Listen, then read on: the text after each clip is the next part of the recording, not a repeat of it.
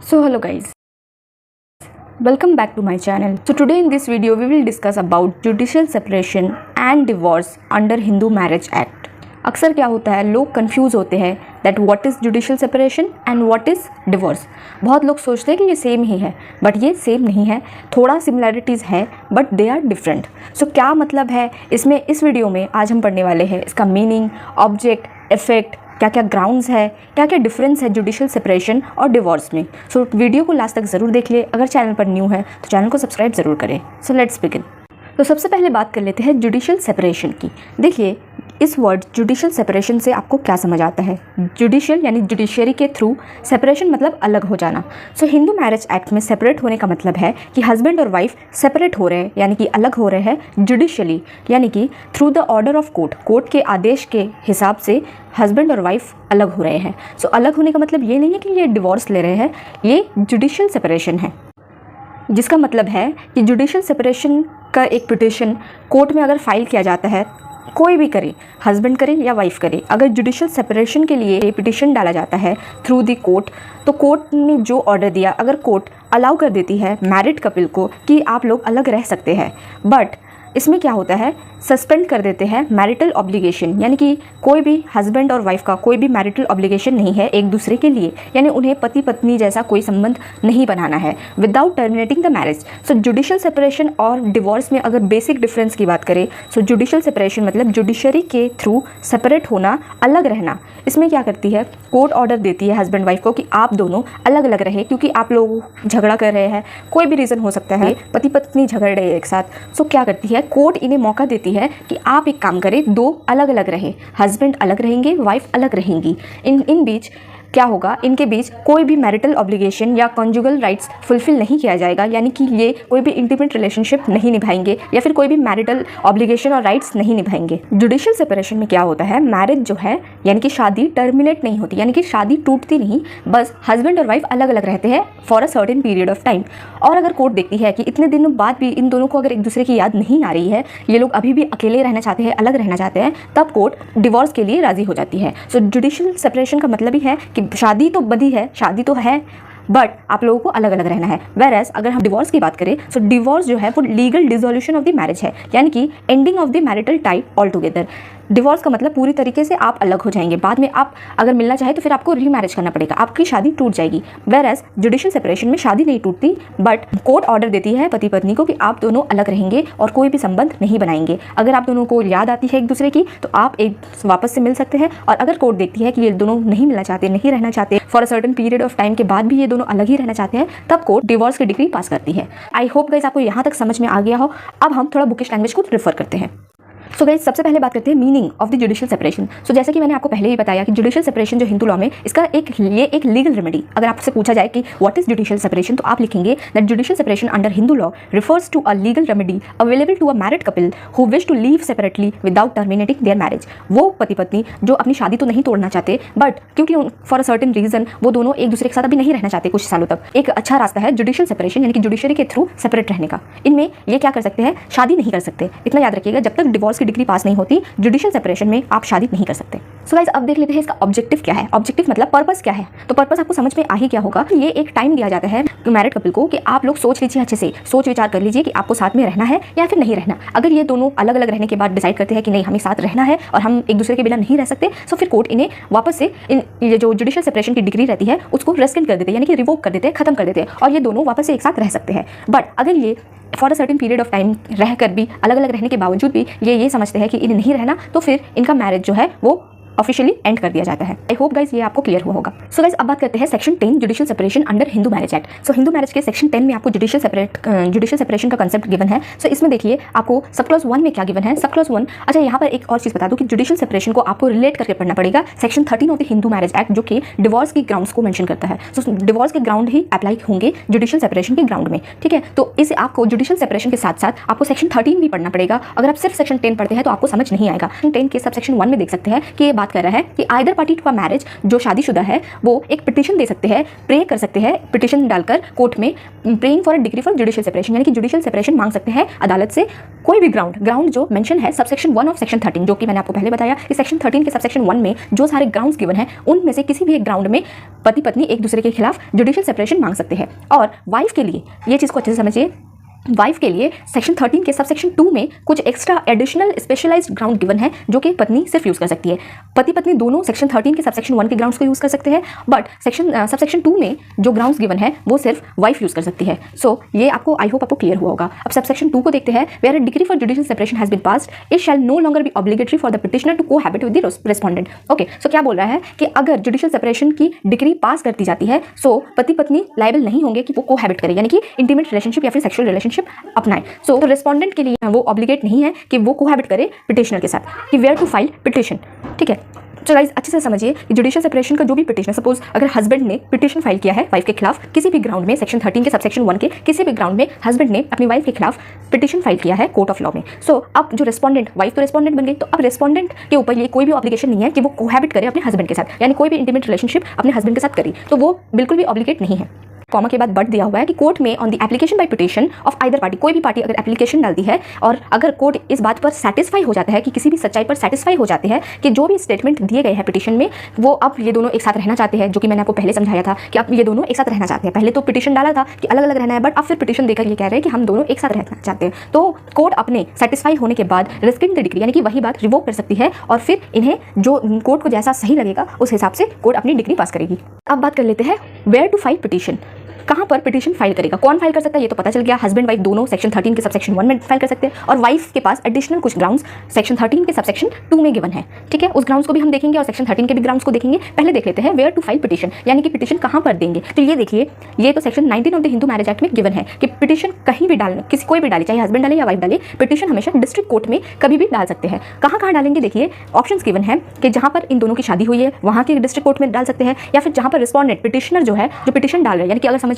Husband डाल रहे हैं पिटिशन तो वाइफ जहाँ पे रहती है डाल सकते हैं, या फिर अगर रेस्पोंडेंट रिसाइड्स का मतलब है अगर वाइफ डाल रही है तो हस्बैंड जहाँ रहता है वहाँ भी डाल सकती है, या फिर जहाँ इनकी शादी हुई वहाँ डाल सकते हैं, या फिर ये दोनों हस्बैंड और वाइफ पति पत्नी जहाँ पर एक साथ लास्ट रहे होंगे, लास्ट ये दोनों जहाँ पर रहे होंगे वहाँ पर भी ये पिटिशन डाल सकते हैं वहाँ के डिस्ट्रिक्ट कोर्ट में, या फिर पिटिशनर जहाँ पर रहते हैं कुछ सर्कमस्टेंसेस गिवन है उसको देखने के बाद पिटिशनर जहाँ खुद रहते हैं वहाँ भी डाल सकते हैं। तो ये कुछ कंडीशंस गिवन है जहाँ पर डाल सकते हैं। और हाँ, यहाँ और एक बात कि जो भी पिटिशन डाले जाएंगे वो ऑर्डर 7 रूल 1 अंडर CPC 1973, यानी कि ऑर्डर 7 रूल 1 के अनुसार ही हर एक पिटिशन डाला जाएगा कोर्ट ऑफ लॉ में।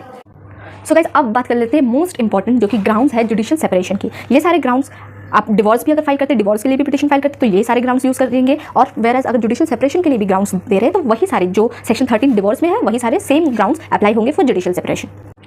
सो चलिए सेक्शन 13 को ओपन कर लीजिए। सेक्शन 13 के सब क्लॉज 1 और क्लॉज 1 इसको देखिए और तब आपको समझ में आएगा कि सेक्शन 13 क्या बोल रहा है। सेक्शन 10 के अनुसार आप सेक्शन 13 क्लॉज 1 और सेक्शन 13 क्लॉज 2 ये वाइफ के लिए है, ये दोनों में डाल सकते हैं कोई भी ग्राउंड्स। ठीक है, तो चलिए पहला ग्राउंड है अडल्ट्री। अडल्ट्री का क्या मतलब होता है, सिंपल सा मतलब होता है कि शादी के बाद वॉलंटरली सेक्सुअल इंटरकोर्स अगर किसी अदर पर्सन के साथ करता है आपका कोई भी स्पाउस, यानी कि समझिए शादी के बाद एक कपल है ए और बी, ए है हस्बैंड और बी है फीमेल यानी कि वाइफ। अब हस्बैंड ने शादी के बाद किसी और लड़की के साथ कुछ नाजायज संबंध बनाए, सो इन दैट केस ये अडल्ट्री कहलाएगा, क्योंकि आपके स्पाउस कोई और है और आप किसी और के साथ सेक्सुअल इंटरकोर्स कर रहे हैं। So this will cause adultery, और ये डिवोर्स के लिए ग्राउंड है और वेरएज जुडिशियल सेपरेशन के लिए भी ग्राउंड है। यहाँ पर एक चीज़ ध्यान में रखिएगा, जो अपोजिट पार्टी है यानी कि जिसके साथ अडल्ट्री किया जा रहा है, यानी कि जो थर्ड पर्सन है, हस्बैंड जो है किसी और के साथ इंटरकोर्स कर रहे हैं, तो जो लड़की वाइफ के अलावा जिस लड़की के साथ वो सेक्सुअल इंटरकोर्स कर रहे हैं वो लड़की अनमैरिड भी हो सकती है या मैरिड भी हो सकती है, इससे कोई फर्क नहीं पड़ता। बस अगर हस्बैंड ने उसके साथ इंटीमेट हुआ है तो ये अडल्ट्री का ग्राउंड है वाइफ के लिए, और सिमिलर अगर वाइफ ऐसा करती है तो हस्बैंड भी फाइल कर सकते हैं पिटिशन अडल्ट्री के ग्राउंड यूज़ करके।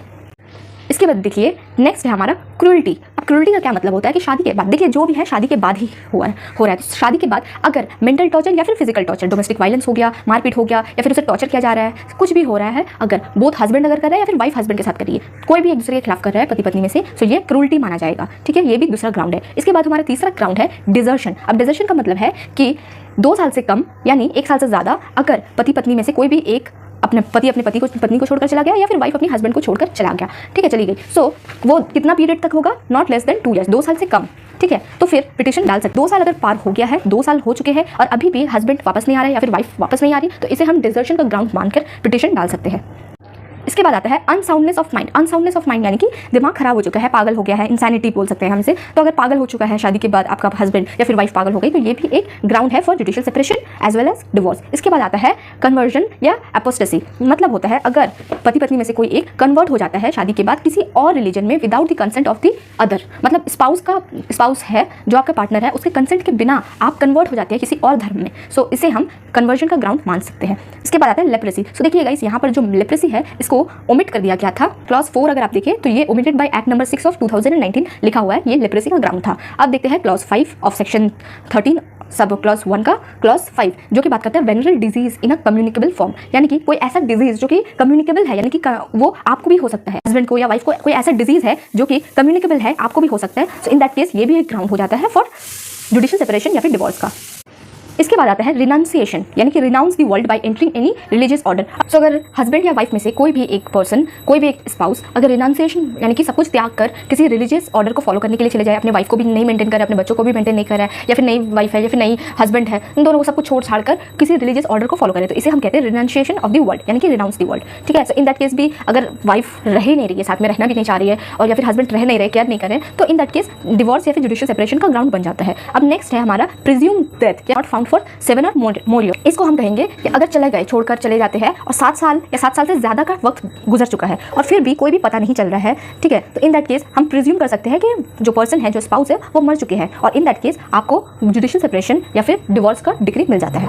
अब गाइस बात करते हैं अनदर ग्राउंड्स जो कि सेक्शन 13 सब क्लॉज 2 में गिवन है, जो कि स्पेशलाइज्ड ग्राउंड है फॉर वाइफ, सिर्फ वाइफ को ही अवेलेबल है। अगर पहला है बाइगमी। ठीक है, बाइगमी का मतलब आपको पता ही होगा कि अगर जो हस्बैंड है वो फिर से दोबारा शादी कर लेते हैं, यानी कि एक स्पाउस के होते हुए दूसरी शादी कर लेते हैं, तो इन दैट केस क्या होगा, वाइफ जो है ये जुडिशियल सेपरेशन या फिर ग्राउंड कर सकती है डिवोर्स का, डिवोर्स के लिए पिटीशन डाल सकती है। नेक्स्ट आता है आपका रेप, सोडोमी या बेस्टियलिटी। रेप का मतलब सबको पता है कि अगर जो हस्बैंड है, अगर हस्बैंड ने क्राइम किया होगा रेप का, ठीक है, सो इन दैट केस ये भी एक ग्राउंड है वाइफ के लिए। सोडोमी या होमोसेक्सुअलिटी, ठीक है, लड़का लड़की के साथ अगर रिलेशनशिप बना रहा है, लड़की लड़की के साथ रिलेशनशिप है, तो इसे हम सोडोमी कह सकते हैं, और आप इसे होमोसेक्सुअलिटी कह सकते हैं, या फिर बेस्टियलिटी यानी कि एनिमल की तरफ के साथ ज़्यादा बन रहा है sexual relationship. So in that case ये सारे ग्राउंड्स वाइफ को अवेलेबल है कि वो डिवोर्स की डिग्री के लिए जा सकती है। नेक्स्ट आता है non resumption of cohabitation after a degree या फिर ऑर्डर ऑफ मेंटेनेंस। अब इसका क्या मतलब है कि सपोज कि section 18 of the Hindu adoption and maintenance act के अनुसार मेंटेनेंस का वाइफ को दिया जा रहा है कि हस्बैंड वाइफ को मेंटेनेंस देंगे, या फिर सेक्शन 125 सीआरपीसी जो कि बात करता है मेंटेनेंस, हस्बैंड वाइफ को मेंटेनेंस देंगे। सो इन दोनों में से अगर किसी भी एक ग्राउंड में अगर वाइफ को मेंटेनेंस मिल रहा है हस्बैंड से, फिर भी अगर इन दैट केस भी वो दोनों अलग रह रहे हैं और इनके बीच कोई भी सेक्सुअल रिलेशनशिप नहीं हुआ है for a period of 1 year, so इसके लिए भी जा सकती है वाइफ डिग्री फॉर डिवोर्स या फिर जुडिशियल सेपरेशन। और एक बात, reputation of marriage option of puberty, यानी कि जब शादी हुई थी वाइफ जो थी वो जो थी 15 ईयर्स से छोटी थी, यानी कि वो उसका 15 साल नहीं हुआ था। इसको ऐसे समझिए कि जो वाइफ जो है उसकी शादी हो चुकी है जब वो 15 ईयर्स से कम की उम्र की है, यानी कि उसका 15 ईयर्स हुआ नहीं है, वो अभी माइनर है, तब उसकी शादी हो गई है। अब जब वो 15 ईयर्स की हो चुकी है या फिर 15, 16, 17 इतने ईयर्स की हो चुकी है, अब वो रेप्यूटेड यानी कि मैरिज को कैंसिल कर रही है, ठीक है, तो वो मैरिज को कैंसिल कर सकती है, डिग्री फॉर डिवोर्स के लिए जा सकती है। बट यहाँ पर एक कंडीशन ये है कि before attaining the age of 18 years, यानी कि 18 साल होने के बाद वो नहीं जा सकती। उसे अगर जाना है तो वो 18 साल होने से पहले ही जाएगी फॉर डिवोर्स, ठीक है, यानी कि 15 ईयर्स होने से पहले उसकी शादी हो चुकी थी, अब 15 ईयर्स जब हो चुका है उसका, अब वो उसे लग रहा है 15, 16, 17 ऐसे में कभी भी उसे लग रहा है कि वो इस शादी को नहीं निभा सकती। सो इन दैट केस वो पिटीशन फाइल कर सकती है फॉर डिवोर्स या फिर जुडिशियल सेपरेशन की। बट ये पिटीशन कब डाल सकती है, वो 18 साल होने से पहले। आई होप गाइस इतना आपको समझ में आया होगा। गाइस अब देख लेते हैं कि क्या क्या डिग्री के इफेक्ट रहेंगे, ठीक है, यानी effect of a degree of judicial separation, क्या क्या इफेक्ट्स रहने वाले हैं। सो पहला इफेक्ट है कि parties are no longer bound to cohabit with each other, ठीक है, कोहैबिट करने की कोई भी जरूरत नहीं है, कोई भी इंटीमेट रिलेशनशिप निभाने की जरूरत नहीं है। दूसरा है जुडिशियल सेपरेशन अलाउ नहीं करता है स्पाउसेस को किसी भी, अगर आप जुडिशियल सेपरेशन का पिटीशन डाले हैं या फिर आपके खिलाफ डाला गया है, तो फिर जब तक डिवोर्स के ग्राउंड नहीं आ रहे हैं तब तक आप रीमैरिज नहीं कर सकते, यानी फिर दोबारा शादी नहीं कर सकते हैं। मैरिज जो रहेगी आपकी वो एग्जिस्ट रहती है, मैरिज चलती है। Degree can be rescinded if the spouses reconcile and resume living together, ठीक है, ये जो डिग्री रहती है जुडिशियल सेपरेशन का, इसको रिवोक भी किया जा सकता है, यानी इसको कैंसिल भी किया जा सकता है कोर्ट के द्वारा अगर स्पाउस दोनों एक साथ रहने लग जाए वापस से, तो ठीक है। उसके बाद है अगर कोई भी राइट गिवन है कि वाइफ को मेंटेनेंस मिलेगा, सो मेंटेनेंस मिलेगा, वो छीना नहीं जाएगा, ठीक है। और फिर कोर्ट के ऊपर है ये कि कोर्ट ऑर्डर कर सकती है चाइल्ड की कस्टडी, मेंटेनेंस या फिर प्रॉपर्टी का ट्रांसफर। ये सारा कोर्ट अपना रूल अप्लाई करके कोर्ट देखेगी कि क्या चाइल्ड की कस्टडी किसको मिलनी चाहिए, मेंटेनेंस मिलनी चाहिए या भी नहीं, या फिर प्रॉपर्टी का कोई हिस्सा मिलना चाहिए कि नहीं। सो गाइस अब लास्ट हमारा पोर्शन बचा है, that is difference between divorce and judicial separation. बहुत ईजी है, अभी तक आपको सब कुछ समझ आ चुका होगा आई गेस। सो आप एग्जाम में कैसे लिख सकते हैं उसके लिए मैं थोड़ा सा बता देती हूँ कि जो डिवोर्स है इसमें आप लिखेंगे कि it is a legal termination of marriage, यानी कि डिवोर्स जो है ना वो लीगल टर्मिनेट यानी कि शादी को पूरी तरीके से लीगली तोड़ देती है, ठीक है। और वेयर अगर जुडिशियल सेपरेशन की बात करें तो ये एक कोर्ट का ऑर्डर होता है जहाँ पति पत्नी अलग रहते हैं बट शादी इनकी अभी भी एग्जिस्ट रहती है, यानी कि शादी अभी भी टूटी नहीं है, ठीक है। दूसरा आप ये बोलेंगे कि divorce is out when parties want to permanently end their marriage. जब पार्टीज परमानेंटली अपनी शादी को खत्म करना चाहती है, अब एक दूसरे के साथ बिल्कुल भी नहीं रहना चाहती है, तब डिवोर्स ले सकते हैं। वेयर एज जुडिशियल सेपरेशन तब होता है कि जब पार्टीज शादी को खत्म नहीं करना चाहती, बस साथ अपना कुछ अलग रहना चाहते हैं, कुछ दिनों के लिए अलग रहना चाहते हैं, अपने पार्टनर के साथ नहीं रहना चाहते। सो कोई भी एक रिलीजियस बिलीफ है, होप है, या फिर उन्हें लग रहा है कि कुछ दिन के लिए उनकी मिसअंडरस्टैंडिंग क्लियर हो सकती है बाद में। सो इन दैट केस ये जुडिशियल सेपरेशन ले सकते हैं कोर्ट से। थर्ड है कि जो डिवोर्स के लिए जो petition section 13 of the Hindu marriage act के अंडर आप फाइल करेंगे, ये शादी के तुरंत बाद नहीं कर सकते, शादी के 1 साल बाद ही आप डिवोर्स के लिए फाइल कर सकते हैं, ठीक है। वेयर एज अगर हम जुडिशियल सेपरेशन की बात करें तो शादी के कितने भी दिनों बाद हम जुडिशियल सेपरेशन के लिए फाइल कर सकते हैं पिटीशन।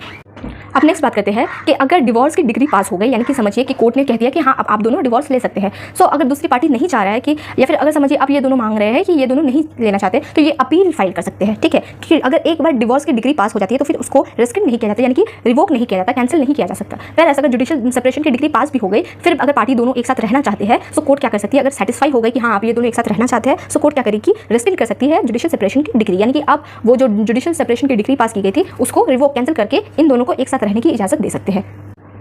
डिवोर्स के बाद parties can legally enter into new marriage. हर दोनों पार्टी हस्बैंड एंड वाइफ दोनों ही अलग अलग शादी कर सकते हैं किसी भी पर्सन से डिवोर्स के बाद, मगर जुडिशियल सेपरेशन में न्यू मैरिज नहीं। अगर आप न्यू मैरिज करते हैं तो इसके अनुसार आपको फिर सजा मिलेगी और इसे हम बाईगामी कहेंगे, ठीक है। यानी कि जुडिशियल सेपरेशन में आप रीमैरिज नहीं कर सकते। ये वीडियो यहीं तक रहेगी। आई होप आपको वीडियो अच्छा लगा हो। नेक्स्ट किस टॉपिक पे आपको वीडियो चाहिए, या फिर वीडियो में कुछ समझ नहीं आया है, कहाँ पर आपको प्रॉब्लम हो रही है, या वीडियो कैसी लगी, मुझे हर एक चीज़ आप कमेंट पे ज़रूर बताना, मैं हर एक कमेंट का रिप्लाई करूँगी। सो गाइस ये वीडियो यहीं तक रहती है, मिलती हूँ आपसे नेक्स्ट वीडियो में। Till then take care, goodbye, thanks for watching.